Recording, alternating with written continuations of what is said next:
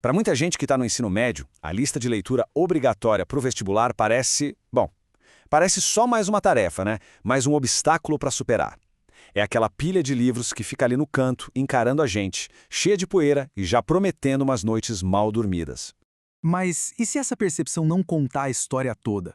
Será que o verdadeiro propósito desses livros é só virar uma nota na prova? Ou será que tem algo muito mais valioso escondido ali naquelas páginas?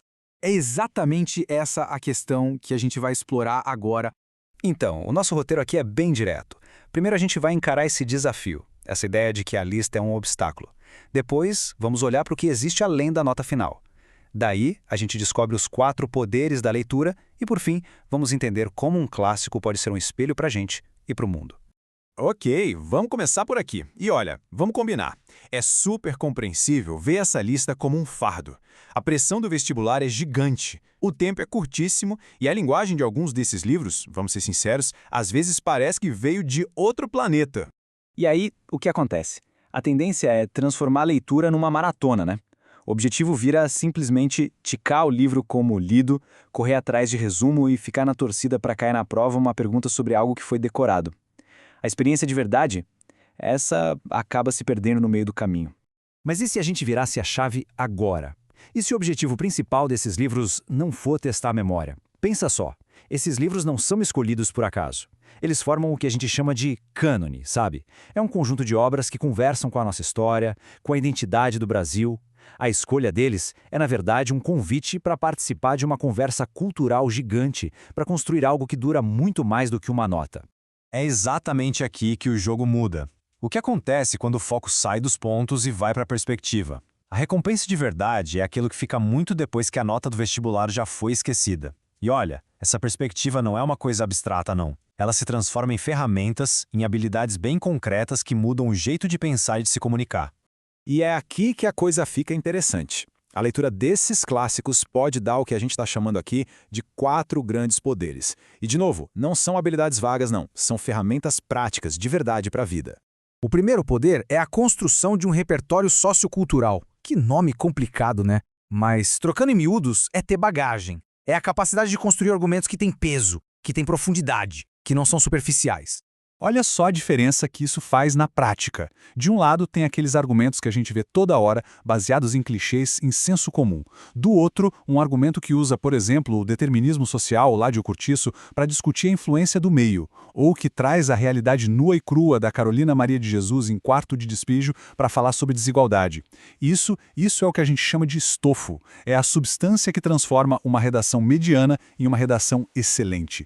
Vamos para o segundo poder. Dominar a língua e calma. Isso vai muito além de só aprender palavras novas. É entender como a língua portuguesa funciona de verdade. Como ela pode ser moldada, como pode ser usada com precisão e até com arte. Por exemplo, ler um Essa de Queiroz é uma verdadeira aula de ironia e elegância na escrita. Já ler Guimarães Rosa, nossa, ele mostra que as palavras são quase como massinha de modelar, elas podem ser reinventadas. E o ponto principal aqui é que essa habilidade de ler textos complexos vai ser útil para sempre, seja para entender um contrato de aluguel, uma lei complicada ou um artigo científico na faculdade. O terceiro poder. Esse é um dos mais fascinantes. A capacidade de viajar no tempo. É isso mesmo. A literatura funciona como um passaporte para outras épocas, e principalmente para outras vidas. E com isso, ela desenvolve uma habilidade que é essencial, a empatia. E o que é empatia, afinal? Não é só entender o que o outro passou, é de alguma forma sentir junto. A literatura é talvez a única máquina do tempo que permite a quem está lendo experimentar o que era estar na pele de uma pessoa escravizada no século XIX, ou de um imigrante europeu chegando no Brasil. Essa experiência simplesmente expande a nossa compreensão do que significa ser humano. E, finalmente, o quarto poder, desenvolver um olhar crítico. É o pensamento crítico. Vamos ser honestos, muitas dessas obras obrigatórias não são leituras confortáveis. E elas foram escolhidas justamente por isso. Porque elas provocam, porque elas tiram a gente da nossa zona de conforto. Elas meio que obrigam a gente a encarar de frente a corrupção em O Crime do Padre Amaro, a miséria em O Meu Pé de Laranja Lima, a hipocrisia que muitas vezes sustenta as relações na sociedade. Ler esses livros é, no fundo, um convite para furar a nossa bolha e começar a questionar o mundo à nossa volta. Bom, e tudo isso nos leva para a nossa conclusão. Quando a gente junta todos esses poderes, fica claro que o livro clássico funciona como uma espécie de espelho.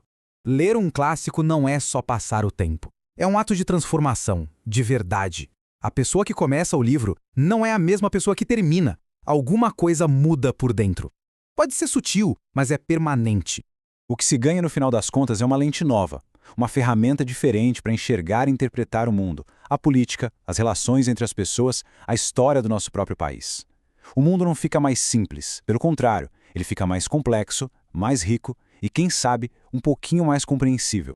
E para a gente fechar, fica essa frase para refletir. No fim das contas, talvez aquela lista de leitura obrigatória não seja sobre passar numa prova. Talvez a grande questão seja sobre quantas vidas se quer viver.